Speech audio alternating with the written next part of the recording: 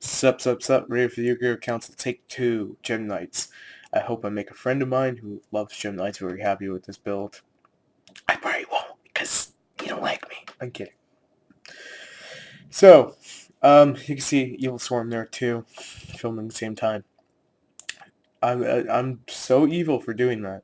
Anyway, let's talk about the deck. 3 Garnets, 3 Tormilons, I think I said that right or wrong, 3 Sarandax, 3 Armadillo, 2 Rabbits. Now I'm going to explain these cards first. These 6 are vanillas for the Rabbit and for your Gemknight fusions because it needs a Thunder, it needs a Pyro, and it just sets you up. This guy's also counted as a Gemini monster, and he's also Pyro, so go figures, Earth, Fire, Beast thing going on in place. But when he has his effect, this is dull going nuts. When he has his effect, you can when this card destroys opponent's monster by battle, you get to search your deck for a Gemknight card. That's actually good because there's plenty of targets. Armadillo allows you to get a Gemknight monster or Gemknight monster from your deck to your hand. So you get the turtle, who gets you the fusion. Rescue Rabbit, that goes without saying. Hello, 6 targets.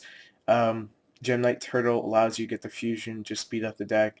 Obsidian, when he's sent from the hand to the graveyard, and there is one that does it, then you can special summon a normal monster.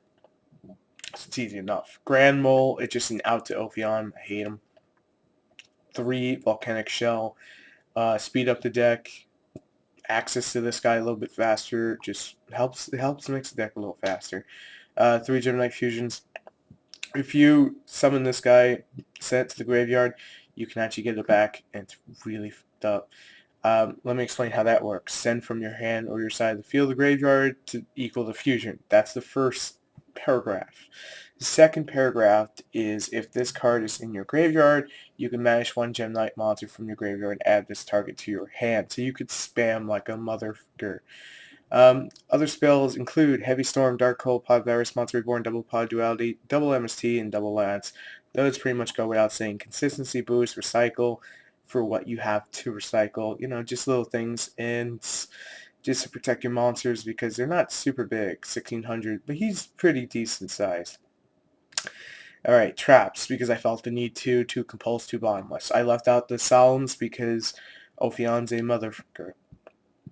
So, I was looking at the disadvantages and advantages of the deck and trying to make it consistent enough to the point that if I was running it, this would be my V1 version 1. On to fusions. Gemknight Prismara. I know I'm saying that wrong. I apologize, but I see Prisma and I see URA, so that's kind of weird for me. 3 Gemknight Cretin, another hard one to say, and then 2 Gemknight Ruby. We're gonna go into the exceeds, but I want to go into the effects. When this guy has to be fusion summoned first before you can special summon it again via Monster Reborn. You can send 1 Gemknight card from your hand to the graveyard to destroy 1 card on the field. Face up card on the field. So what happens is you destroy the face up card. If you send him, you get to bring back one of these 9, because this counts as a norm in the grave. You get to bring back one of these 9 to your field. And if it's him and you have a normal summon, then you can normal summon him, and then when basically it destroys opponent's monster by battle, you can search your deck for another one. Extra speed. This guy here, the Fire one, Cretin, must be such summoned first. Of course, they all have that first line. If this card battles, your opponent cannot activate the effects of spell, trap, or monster effects until the end of the damage step, which is actually pretty cool. Now, there's going to be some confusion whether or not you can use Honest or not because it says the end of damage step.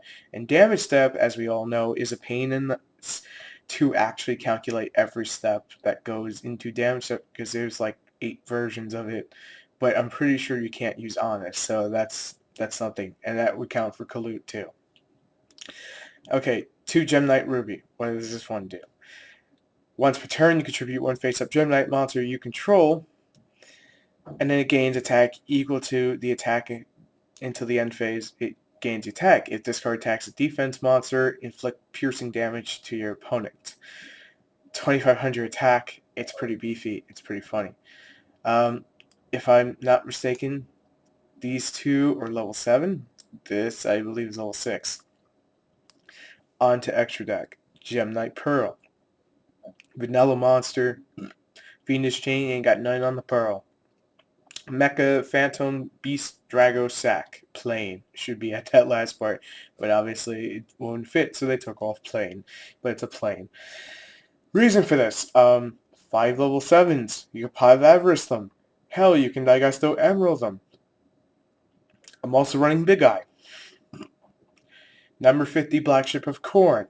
Direwolf, because Direwolf's amazing. Level Ult Chain, I mentioned this at the beginning of the video. You can actually send this to the graveyard and just start spamming. Daigasto Emerald. And Gaga Cowboy.